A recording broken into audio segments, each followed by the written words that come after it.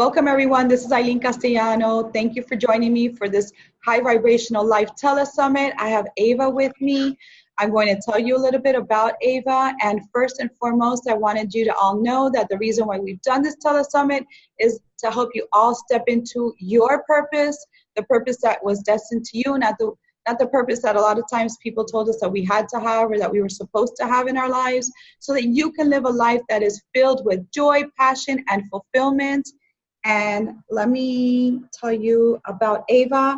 Ava is an acclaimed facilitator of transformation, inspiring deep and lasting change through her presence, wisdom, and ability to allow existence itself to flow through her, so that you can live a more empowered, happy, productive, and peaceful life. For more than 25 years, she has been working worldwide with individuals, groups, and corporations, mentoring, giving talks, holding seminars, and leading journeys, but most of all, holding space for transformation to occur. Ava Charlotte means the giver of life offers a reflection for you to set yourself free. Welcome, Ava. So exciting to have you here. Likewise. Thank you for having me. It's awesome. Tell me a little bit and tell our audience and our viewers about your experience with living a high vibrational life. Oh my gosh.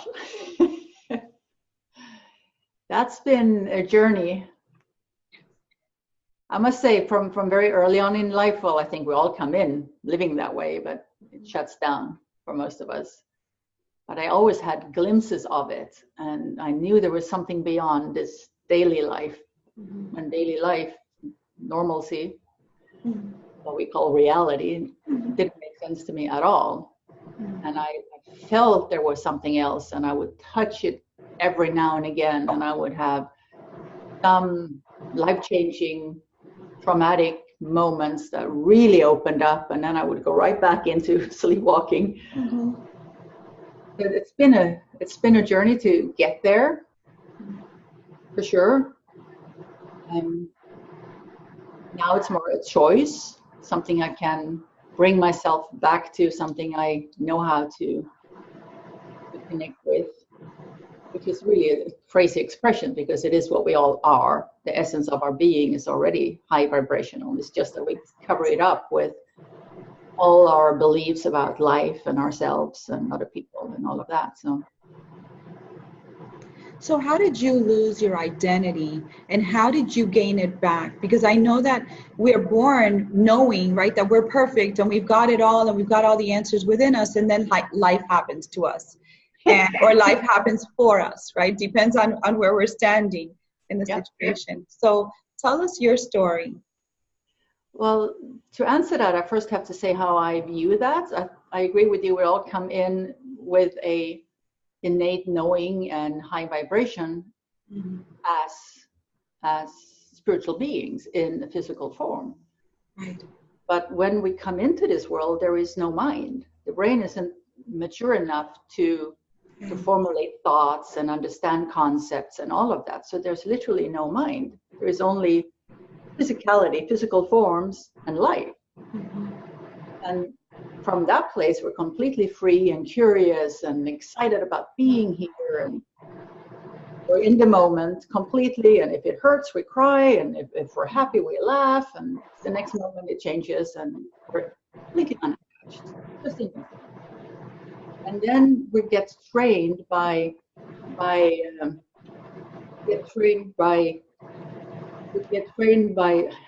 sorry, gosh, can you please just leave it there? I'm in an interview. Okay. Can you cut it together somehow? No, I'm not talking to you. I'm on an interview. Thank you. Yeah. How do you want to do this, Aileen? It's okay. We can either cut it or we can start. We can start. Okay, so I'll start with in order to answer that question, I really have to talk about how I see things. When we come into this world, there is no mind. We're pure spirit coming into physical form, and we're open and curious and excited, and we want to be here, and we're exploring, and we're totally here in this moment, experiencing what's happening now. So if the body hurts, we cry. If we're hungry, we scream. if we're happy, we laugh, and it's moments by moment by moment, and there's no story around it. So if I cried a few minutes ago, I was angry at my friend or my mom or whatever. There's no story of, oh, you treated me bad and now I'm angry at you. It's just in the moment. Right. Completely free. And that's our natural state of being. And that's what we're all wanting to come back to.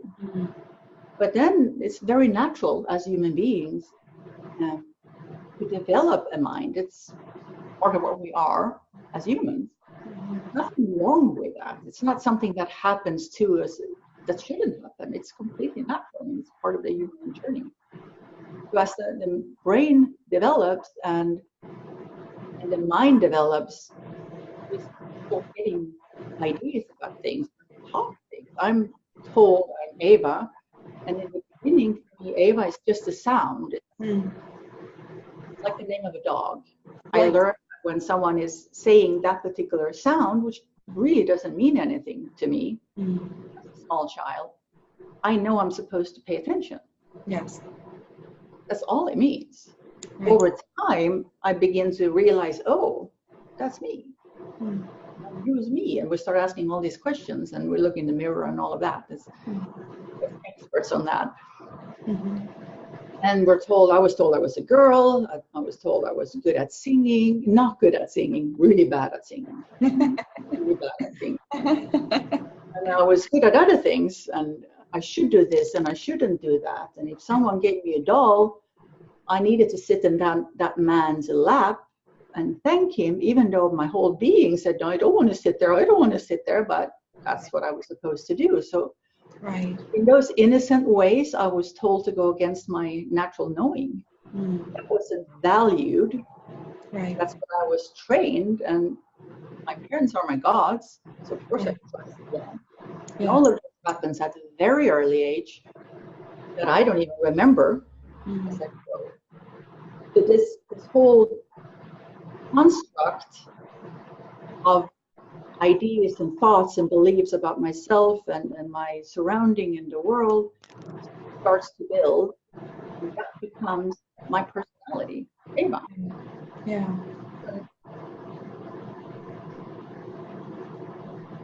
There's a part in our development where we're still free and open, and the personality is there. But at some point, for most of us, if not all, the personality becomes what we think we are. Yes. So now Ava is driving this vehicle, not I, a spirit. Yes. And I have lost myself. Yes.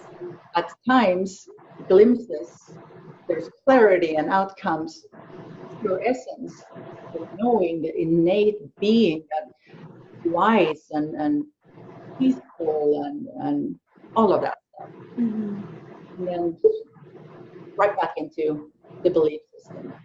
That's how this world is constructed, and it's nothing wrong with that. Right.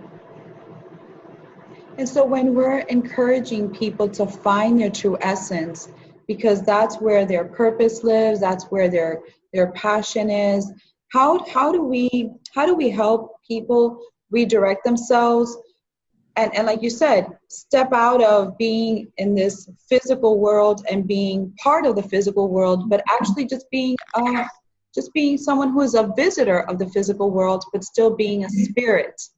How do we help people do that? How do we encourage that? It's, in a way, it's confusing because we're not it, but we are it. Yes, it is. I'm not my body, I'm not my mind, I'm not my emotions, but yet here I am in a physical form, and being here, I'm it, but I'm not it. And in most teachings that I've witnessed, we talk about I, and I need to do this or I need to do that. And right. What is the I we're talking about? Are we talking about I, the person, the virtual reality, the persona that I call Ava? Or are we talking about the I, or what I really am? Right. And it's confusing. I can understand it's very confusing. So for me, the absolute first step to really break through, if that is what someone wants. Not everyone wants to, but if it's the desire, not just to get a better life living in the matrix of things, but actually break through the matrix and really be free. In order to do that, the very first step is awareness that I am not a virtual entity. Not that. And not just as a concept. Many people know that it's a concept, but to really embody that the living. For some, it happens with some kind of trauma that just kicks them out of it and they stay there. Eckhart Tolle is an example of that. For some, they have extreme circumstances and then go right back in, but now the structure is a little more fluid. And of course, there's all these different techniques to do it. Many. Is there a particular technique or tool that you use to help your clients? It's very individual, so I don't have a modality in that way that this is how it's done. Okay. It really has to do with the individual and where is this individual at, and if the step that needs to be taken is this split between who you think you are and what you really are, then that is what we need to work on. Okay. You already know that, and it's more about being able to connect into that essence of yourself, then it's different tools. So it's hard to answer that question. Okay. General way. Right. And so what we want our viewers to know that wherever they're at in the process, it's perfectly fine for them to be there. But what you're saying is that it's important for them to at least have the awareness, right? That they know that there's something more to the life. There's something more in their life that they're supposed to be living, rather than what was told to them or what didn't feel so comfortable for them. So we want to help them understand that the nudging or the inner voice or that calling, that something has to change or else, right? Is the trauma that you were talking about, the extreme situations. For me, it was really coming out of a place of understanding that the relationship that I was in, for as much as a therapist, we're here to save the world, right? Somehow that was instilled somewhere in a book, and I just took that information as my own. And so the first person that I thought was important to save was my partner, right? That's, if you can save your partner, then you can save anybody. If you can help him, then you can help anybody. And it doesn't work like that, because if he's not asking for help or he thinks there's nothing wrong with him, then right, it's a battle. And so I stayed in that relationship for a very long time. And it was really for me, it was, like you said, it was something extreme. I was becoming physically ill. I was having all sorts of symptoms that were just, my body was just not having it anymore. My essence was just not allowing me to stay, because if I did, I was going to get sick, and I was. And coming to that realization that it's not a good or a bad, because a lot of times we want to blame somebody for what's happening to us.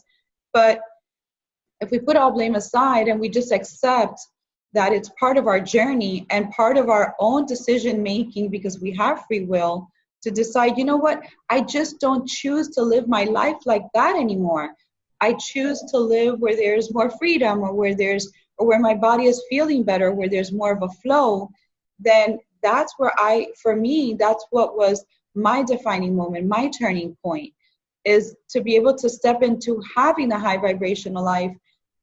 It came with a choice. And a lot of times, so when I asked you the question earlier about helping people and meeting them where they're at, a lot of times you and myself, we can't help people unless they're asking for help. And so in putting this Telesummit together was so important for me to be able to afford people this opportunity to watch these videos, so that we're explaining to them that we're all in different places in our journey. But more importantly, if we're not feeling good, then looking for answers and being open to ask questions. But I think a lot of times as women, we feel that we have to be the superwoman, right? The super mom, the super wife, the super teacher, the super everything, that we feel ashamed to ask people for help, or to say, hey, I need help. I'm not okay. because even as a therapist, and I saw so many clients throughout my practice, it didn't matter. It didn't matter. I could give great advice, but it was important for me to apply my own advice. And sometimes we're not, right? We're in the ego mindset of, I can't, how dare I? Like, there's got to be something wrong with me if I'm going to ask for help. So we want to encourage our listeners to be open to ask. And so if I'm coming to you, Ava, for help and assistance, how would you help me open up to ask you for what I need? Sometimes we don't know what we need. We just know that we're not okay. So how would you help somebody that comes to you like that? Well, that is very key. Knowing that you're not okay is the key. Okay. I personally believe that it's possible to be completely content with a life. It doesn't mean the life is what we would call perfect and that there's no illnesses or pains or traumas or hard situations. That's part of earthly existence. Mm-hmm. But there is a way of being okay with that and being content with that. So if when I work with someone, that's really the starting point. What's going on in you and in your life? Where are you happy? Where are you not happy? And really looking at the areas that are working and are not working. Mm-hmm. Because there's no reason that they shouldn't all be working. They can all be working. Right. So what is it that I can change in me to make something shift outside there? That's very much my attitude to it. Okay. For the longest time in my own life, I lived from outside in. Mm-hmm. And I see most people living that way. If I'm not happy in an area of my life, say, for instance, my work, mm-hmm. and I apply for another job. I shift my work. I shift something outside. Or if my relationship with my guy is not working well, if I can't get that to work, well, out with him and in with someone else. Right. I change something in the outside. I lived many years like that. And it all worked for a while, and then it wasn't good again. And then I had to change something else. Okay. And it wasn't until I started living inside out that I had a whole different level of shift in my own experience of being here and living a life. And what I mean with that is really investigate if I have an area in my life that is not working, mm-hmm. what's going on in me around that? Because that I can change. Right. I can't change my partner. I can try to, even like you said, if it hasn't invited it, but even if he does invite it, he ultimately has to make that change, or she. Yes. I can't do that. Yes. I have very little, if any, control of the world around me. I can impact it, influence. Mm-hmm. Absolutely. We're all co-creators. Right. But I can't control it. The only thing I have control over is this, my own physicality, energy level, how I show up for myself and others. Mm-hmm. That's really the work. Finding, okay, what is the piece that's stopping you from shifting this? Because if you shift that, I guarantee it will shift around you. And that advice. That's really great information, Ava. And when you're within yourself and you're coming from that place, do you feel that there's an impact in what people talk about when they're mentioning karma or karmic relationships, or how is there an impact on that, or does that have nothing to do with what we're bringing from within to the external?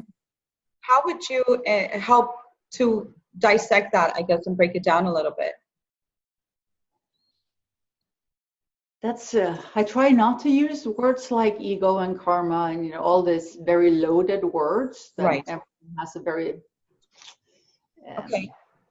I will, but or you can you can use your words and just let us know what your word is. It's probably a much better word than the one I just used.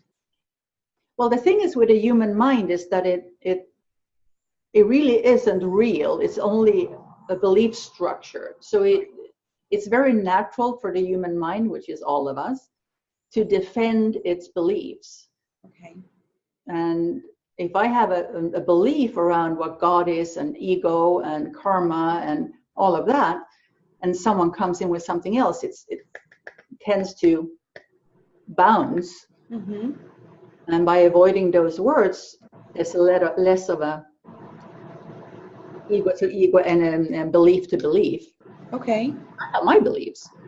And what I talk about in those, what I would call karma, is more of a, for me right now, how can I say, coming into this world as a spirit that we started this conversation with, Mm-hmm.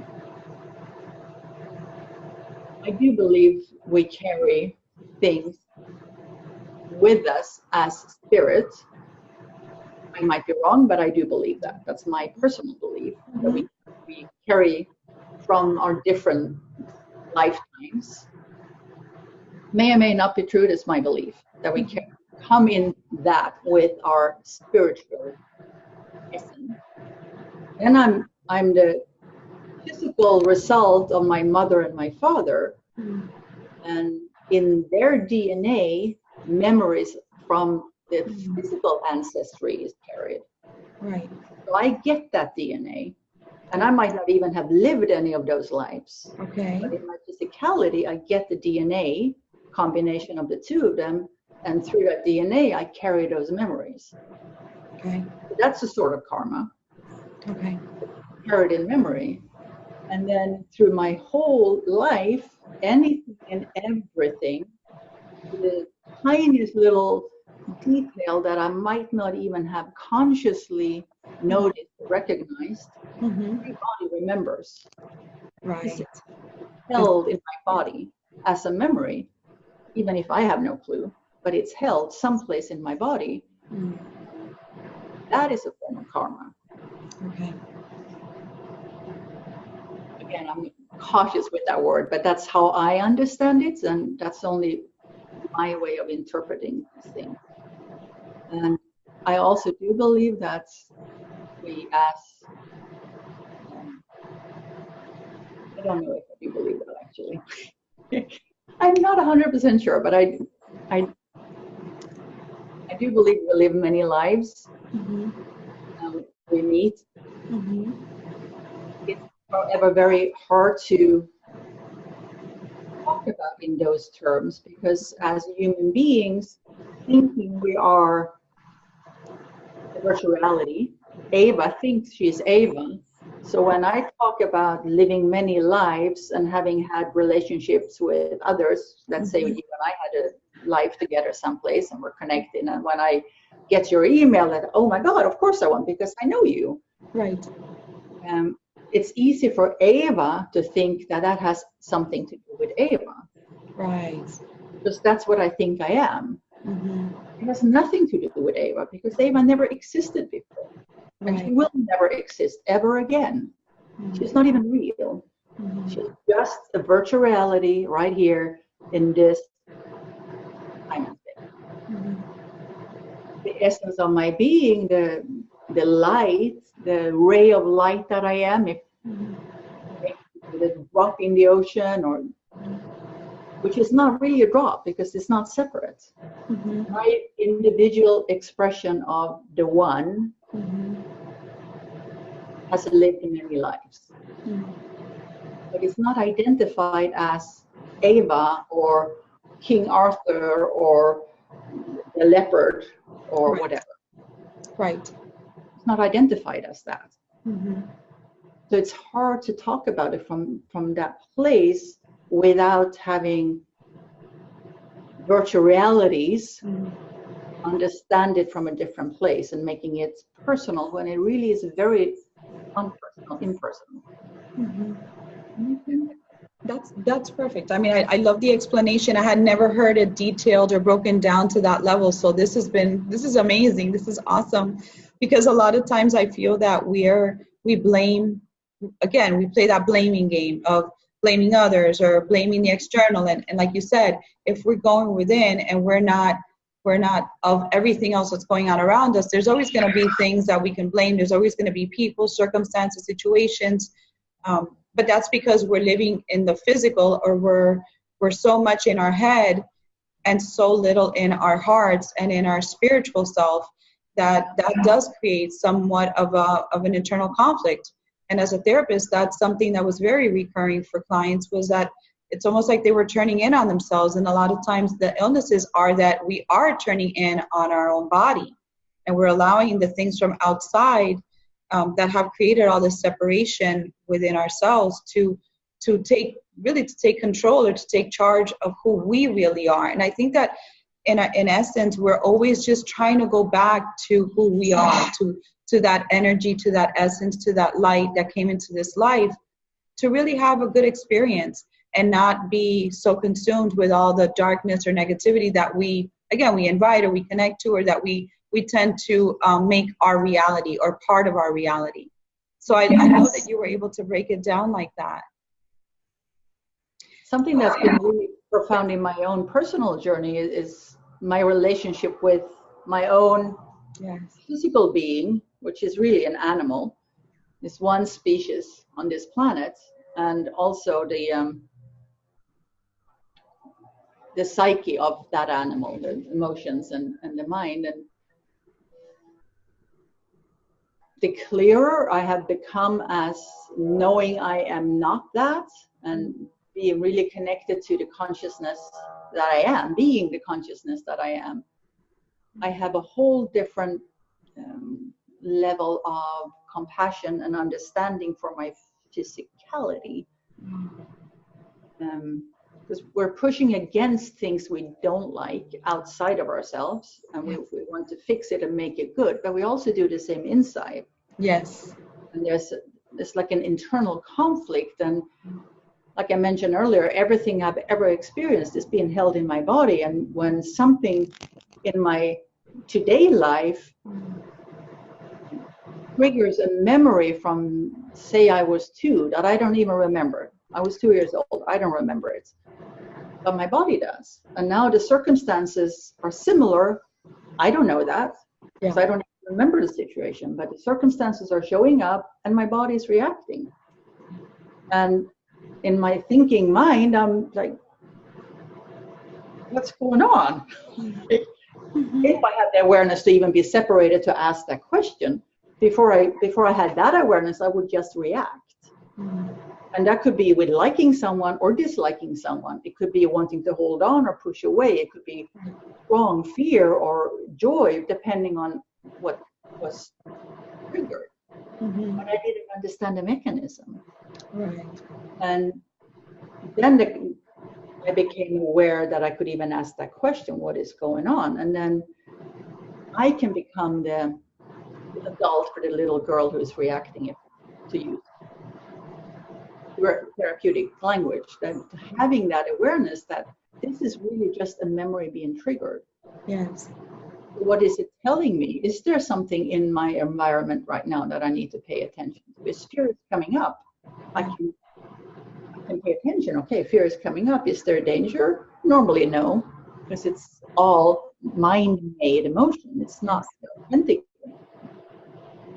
And because I can stay in that awareness, I have an ability to make a different choice. I'm not automatically reacting. I'm taking conscious action. But it takes being able to stay in awareness and really looking here. Why is this going on? And is there anything out there? And what choices can I make out there? But even more so, if fear is coming up inside my body and I'm understanding, okay, so something is triggering an old fear. Fear is now present within me. It doesn't mean I have to become afraid. That doesn't have to take me over, so I'm afraid and acting out of fear. Instead, I can hold that fear, knowing fear is present. I don't need to suppress it. I don't need to make it wrong. I don't need to fix it. Just need to be aware it is present, and it's okay that it's present. And if I can do that and even add another layer of connecting to all that I am, which is always peaceful, joyful, and full of love, I can bring that energy in and meet the fear. Yes. And then it will dissipate. Yes. It doesn't mean that there's something wrong with the fear. It doesn't have to be fixed. Exactly. But just being able to come to that place where everything is okay. It's so easy to say, Yeah. but because we're living in this automatic reaction, and we all do, because we all have bodies that is and always will be reacting. Yes. The body is not going to stop. Yes. It's part of this world. It is built to react. That's how it keeps us safe. Yes. But I, as an authentic, aware being, have a choice what I do with that. Yes. And that's what I work with in my clients, to be more aware of and able to staying there and having a neutral instead of an automatic reaction. That's beautiful. That's such a great approach. I mean, I could totally see how, again, there has to be a level of awareness even to know that we are ready to work with you and to even ask for that kind of help. So you brought such great information to our viewers and listeners today. Can you tell us, Eva, about your free gift? Yes, I have a meditation that's an audio file and also a written document. And if any of you want to have a conversation, just an open conversation, free, just to explore, let's do it. It's on my website, which I'm sure you'll have someplace. Yes, we're going to have the link that's going to connect all of you with Eva and her beautiful free gift for you guys and her PDF. So all the information will be on there. Her link will be there. And again, thank you so much, Eva, for being here with us for this High Vibrational Telesummit. Thank you.